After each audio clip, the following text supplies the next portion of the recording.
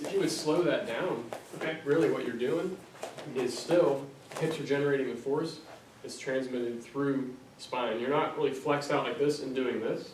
It's coming from the hips and the glutes, transmitting through the core. Try to do it slow and really feel where it's coming from. Slow me up. Yeah.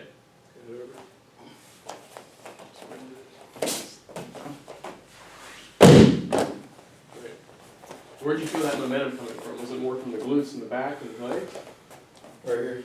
Yeah, in the glutes. That's proper. That's proper biomechanics. That's why it works so well. That's why somebody smaller than you can flip over somebody that's bigger than you. Same with like takedowns. It's all biomechanical advantage. Wrist locks, biomechanical advantage. So like we said before, the core is to transmit the force, not generate it. Most of the generation is going to come from the hips and the glutes. Same with the takedown there. Hips pop up.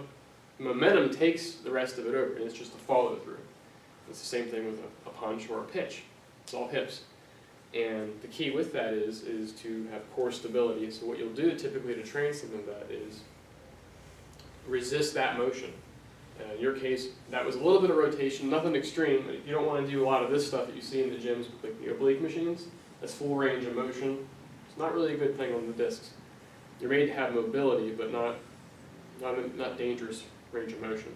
So when you're doing something like this and over, that's not really an issue. It's all coming from the hips. So to train that, we would do that usually on the ground with something that would make an unstable base, either a foam roller or a ball, and then you would basically use your body weight or like a weight vest or you could do alligator rolls with a dummy, and that's going to help you with the rotational resistance that you would need for something like that. And then once you work your way up, you guys have been doing this for a long time, so you're already pretty strong and pretty stable. But somebody who's newer at this would have to start with somebody smaller as a sparring partner, and ideally start with no partner and just condition themselves into that. That's really the idea, is to get a stable base. So if you were going to give some advice to someone who had been training for a while, was already proficient and relatively stable, like how could you make that even better? Well, we'd have to do a couple different movement screens on them and test their deep cervical neck flexors, the paraspinals, and see where their areas of weakness are. Very rarely will you find somebody with nothing, and if they don't have an issue, you can always build on that. If they can do a suspended plank for 2 minutes straight, well, you increase the leverage, have them do it on their palms. If they can do that, increase the leverage, have them do it on their fingertips and their tippy toes. They're called pencil planks. If they can do that, put a weight vest on, put a 25-pound plate on their back. You could do that on your side too. Side planks, palm planks, finger planks from the side. You just keep making it harder and harder. If they can do that, suspend both. Have the legs suspended, have the ring dip, have them suspended like that. Stabilize the rotator cuff. That goes back to the extremities. If the core is stable, then you start working on the extremities. You want strong knee joints and ankle joints. You want strong rotator cuffs. That stabilizes the shoulder. You just keep going out. And that's really how we take our athletes to the next level. We take them from already being good at what they do and make them great. It's all about conditioning. You just keep making it harder and harder, and you keep them in a state of healing so they don't get hurt. Fascial release, ART, Graston factor. You work on the fascia, you work on the tendons, it keeps the muscles strong and healthy. Massage is awesome. Massage doesn't really get to the problem in the muscles and in the joints. Fascia is like a film, like saran wrap.